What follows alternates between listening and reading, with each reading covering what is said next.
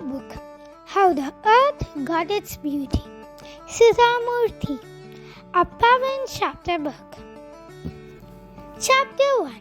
A long time ago, Earth was created. Humans lived together in peace.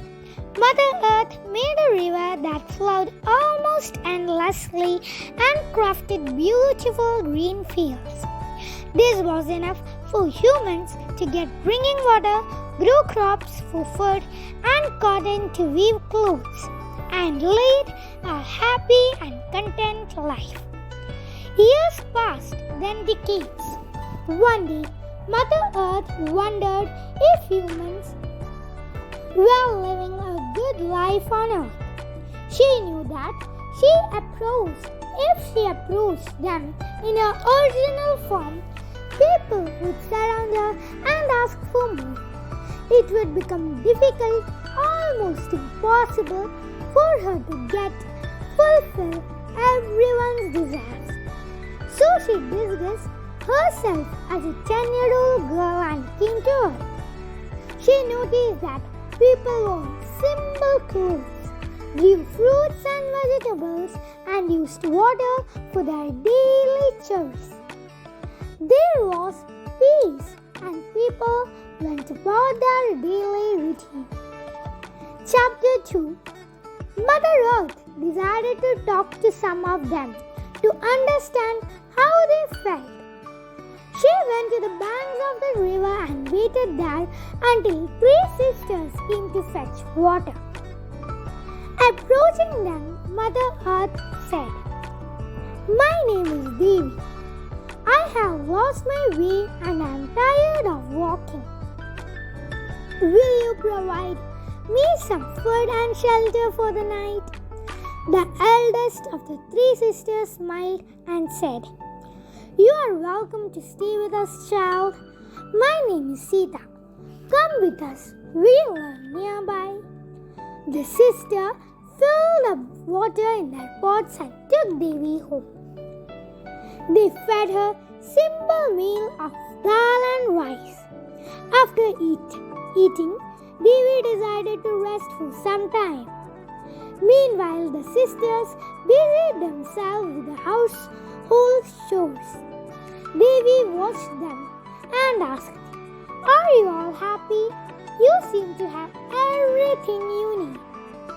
"No, Devi, we are very bored with our lives," Sita said. "Look where we live. We are surrounded by plain and flat farmland. I dream of fluffy, snow-clad peaks that we would call mountains. I imagine the peaks turning a dazzling white under sunlight. I also think of all evergreen trees that stand like bodyguards atop them. And between the tall mountains could be colorful flowers and a flowing, twinkling river. Alas, this is but a dream. I don't ever see it happening here." The second sister, Sunaina, added, "I want something different. There's just one river that flows across the land here. I imagine many rivers joining together to create a big blue water body. I wish for tall trees that would bear fruits that would taste like nectar. There could be other trees that produce various fruits in different seasons. Some fruits would be juicy, while others would be tangy. Nobody would want regular food after tasting them. It would be paradise." Devi smiled and turned to look at Shyama, the third sister. She closed her eyes and said, "I see birds and animals. I see the crops in the field. And I think of animals in the colors of vegetables, colorful birds that sing or dance, and insects with wings in different colors could fly around the fields. Aquatic animals with bright colors could live in the water too." Shyama's face fell as she continued, "But I don't know how to make it happen. The three sisters looked at each other, sighed, and continued their work. Chapter 3. Devi became quiet. A few minutes later, she transformed into her original form in front of their very eyes. The sisters were astonished. Devi introduced herself. Young maidens, I am Mother Earth. I thought my children would be happy with all that I have blessed them with. But I know now that you want more than what I have given. I understand your dreams that I'll give you a way to accomplish them. Paint a picture of the things you have shared with me. I'll give you different colors for you to use as you like. She paused. Today is a full moon day, and I'll give you until the next full moon day to complete this task. However, there is one condition. The canvas must not touch the ground until the next full moon day. After that, wherever you keep the canvas, the landscape drawn on it will appear in front of you. Saying this, Mother Earth disappeared. Chapter 4. Three sisters were happy and dumbstruck. Stepping outside, they saw the three canvases and the color palettes with different colors waiting for them beside the front door. Taking a canvas and a palette each, the sisters placed the canvases on easels far away from each other. They marked out a portion of land for each of them. The sisters began to draw and paint, working from dawn to dusk. They painted for 30 long days. Sita drew beautiful mountains and valleys filled with flowers of various shapes and sizes. Sunaina's painting was filled with fruits that looked delicious and appetizing. Shyama's canvas was dotted with beautiful animals and executive birds, some that flew in the sky, some that lived on earth, and some that swam on the water. On the last day, Sita said, "Tonight is a full moon night. If we paint the last of our imagination on the canvases, we will have fulfilled our desires." Sunaina and Shyama nodded. They painted all day long, and in the evening, the water washed over them and the bath took away the tiredness of the day. As they began to walk home, Sita said, "My land will have such scenic and heavenly beauty that people from everywhere will come to see the mountains, the valleys and the flowers. I'll decorate our home with those flowers. Beside you too, my dear sisters, I'll not allow anyone to view this beauty without giving me something equally valuable in return. After all, it will be the only palace of its kind in the world." Sunaina added, "My fruits are going to be so delicious. I'll happily share them with two of you, but not with others. People might try to steal them and plant more such trees. I'll ensure that the trees and the fruits are monitored closely. I'll trade the delicious fruits and wood from the trees in exchange for land, food, or even beautiful clothing. I'll quickly become prosperous." Hearing her sister's intentions, Shyama felt selfish too. She couldn't resist sharing her plans. "The animals and birds I own would be able to help people, but I must ensure that enough netting and protection on my land so that they cannot escape.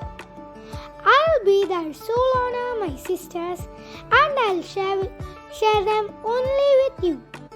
Once word gets out, people might come to me to barter their goods, and then I'll collect rare and precious objects from them.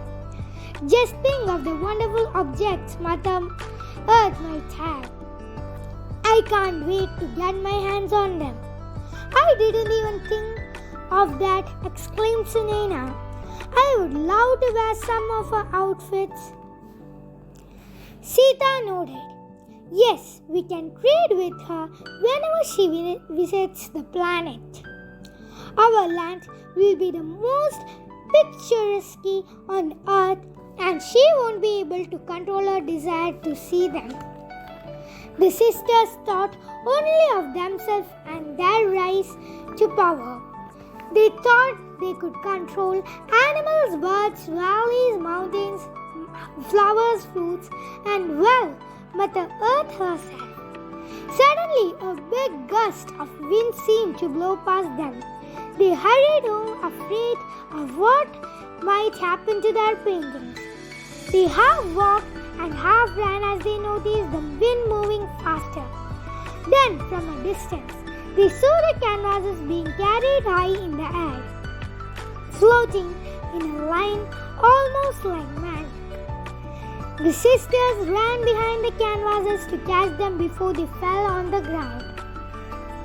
Despite their best efforts, all three paintings fell into the river together with a huge splash, and the colors got all mixed up. Chapter 5. Sita, Sunaina, Shyama stood on the river bank, staring helplessly at the paintings floating away from them. No, I must get my paintings back, Shyama yelled suddenly and jumped into the river. To Sita's dismay and the surprise, Sunaina followed her and jumped right after her. Sita was horrified. My sisters don't know how to swim. She ran to the river and stopped. Her sisters were sinking slowly. She saw her heads bobbing up and down. They were gasping for air. Sita looked around in desperation. There was no one in sight. Her thoughts turned to Mother Earth. Please help us, Mother. Only you can save us. Suddenly, a rope appeared near Shyama and Sunaina. It seemed to hang mysteriously from the sky. The two sisters saw the rope and grabbed onto it tightly. The rope gently guided them to the river bank. The moment Shyama and Sunaina let go of the rope, it disappeared. Sita ran towards them and dragged them to safety. Thank you, thank you, thank you, she muttered, communicating her gratitude to Mother Earth. Just then, there was a loud boom, and Mother Earth's loving voice came down from the sky. Maidens, a little bit of power has turned your souls down towards darkness. You became greedy and planned to exploit my generosity. Dear girls, don't chase things that are out of your control. Everything in the world happens for a reason. You are meant to let go of the paintings. You cannot own any of my creations, whether it is nature, animals or birds.